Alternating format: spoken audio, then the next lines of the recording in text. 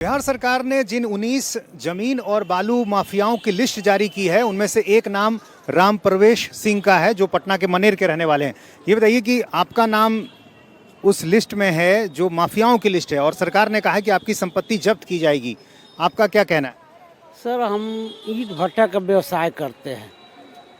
उजला बालू से हमको दूर दूर तक कोई काम नहीं है। ईंट भट्टा का हमारे पास परमिट है सर। जिस सेक्शन के तहत सर केस हुआ है 379 411, तो सर ना कोई भी चोरी का सामान हमारे पास से बरामद नहीं हुआ है। जो गाड़ी बरामद हुआ था वो गाड़ी हमारा अपना खरीदा हुआ गाड़ी है। कितने की कुल संपत्ति सरकार ने आपकी कही है कि हम जब्त करेंगे? सर, जितना संपत्ति वो बना करके लिस्ट में दिए हुए हैं, वो घटना से हमारा पूर्व का लिया हुआ सब संपत्ति है।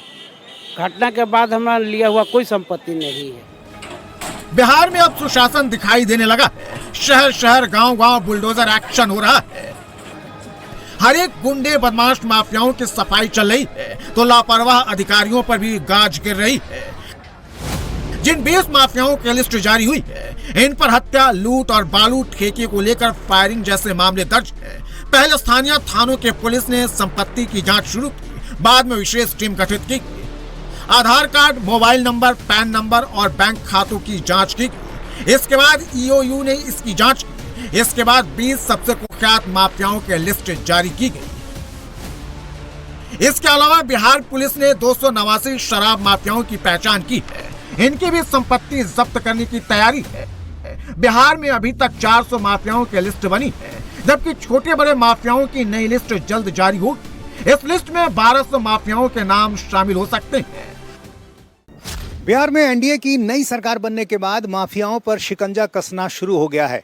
बीएनएस की धारा 107 के प्रावधानों के तहत अब तक ऐसे 1419 माफियाओं की पहचान कर ली गई है, जिन्होंने अपराध के जरिए संपत्ति अर्जित की है। और इन 1419 माफियाओं में से 405 माफियाओं के खिलाफ कोर्ट में प्रस्ताव समर्पित कर दिया गया है। 70 मामलों में संपत्ति जब्त करने की प्रक्रिया भी चल रही है, और 3 माफियाओं के खिलाफ कोर्ट ने संपत्ति जब्त करने का आदेश भी दे दिया है। नई लिस्ट में गुंडा बैंक चलाने वाले, कर्ज के नाम पर अवैध वसूली करने वालों का भी नाम होगा। सम्राट चौधरी पहले ही कह चुके हैं, बिहार में अब कोई भी गुंडा बैंक बर्दाश्त नहीं होगा। कोई भी व्यक्ति कोई गांव में बैंक नहीं चला सकता है जब तक आरबीआई का लाइसेंस नहीं है। ना गुंडा बैंक चला सकता है, ना सूदखोरी पर पैसा को लगा सकता है। बिहार में गुंडा बैंक चलाने वाले, सूदखोरों पर भी सम्राट चौधरी का बुलडोजर दौड़ने वाला है। बिहार में अब कर्ज के नाम पर गरीबों का जमीन कोई भी गुंडा नहीं हड़प पाएगा। 1,70,000 रुपए की नोटों की गड्डियां, 1 किलो 764 ग्राम चांदी के गहने, 65 साइन किए हुए स्टंप पेपर, 245 हस्ताक्षर किए हुए ब्लैंक चेक, 39 जमीन के कागजात, यह सब कुछ मिला है बिहार के कैमूर में गुंडा बैंक चलाने वाले लक्ष्मण शाह के पास से। कैमूर पुलिस जब गुंडा बैंक चलाने वाले सूदखोर के घर पर रेड मारी तो दंग रह गई। लक्ष्मण शाह लोगों की मजबूरी का फायदा उठाता था। गांवों में लोगों को सूद पर पैसा देता था। 1 रुपए के बदले 4 से 5 गुना पैसा वसूलता था। सूद के साथ पैसा नहीं देने पर लोगों को डराता धमकाता था। उनकी जमीन को हड़प लेता था। बीच में जब उनके पास पैसा कुछ इकट्ठा हुआ तो उन्होंने उसको पैसा लौटा दिया। इसके बाद जो रेस्ट अमाउंट बचा, वो जब उसे वापस करने गए तो उन्होंने कहा कि आपका पैसा ब्याज सहित मिला करके लगभग 5.5 लाख रुपया हो गया।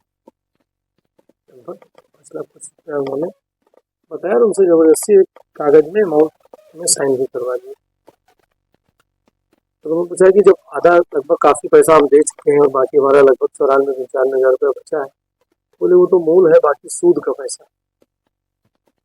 रुपया इतना देने में असमर्थ थे और एक्सटॉर्शन की स्थिति थी, इनके साथ डरा धमका रहे थे। बिहार में गुंडा बैंक गांव-गांव में कैंसर की तरह फैल चुका है। इसकी सफाई करना आसान नहीं है।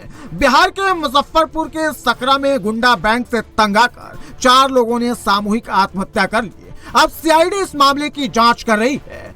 मुजफ्फरपुर के सकरा में मौजूद अवैध गुंडा बैंक और माइक्रो फाइनेंस कंपनियों पर छापेमारी हो रही है। पुलिस गुंडा बैंक चलाने वालों की धरपकड़ कर रही है, इनके ठिकानों को खंगाल रही है। मुजफ्फरपुर के सकरा में 16 गुंडा बैंक सक्रिय हैं, जिनके 500 से ज्यादा एजेंट गांव-गांव जाकर वसूली करते हैं। पैसा नहीं देने पर कर्ज लेने वाले लोगों के साथ मारपीट करते हैं, उन्हें प्रताड़ित करते हैं।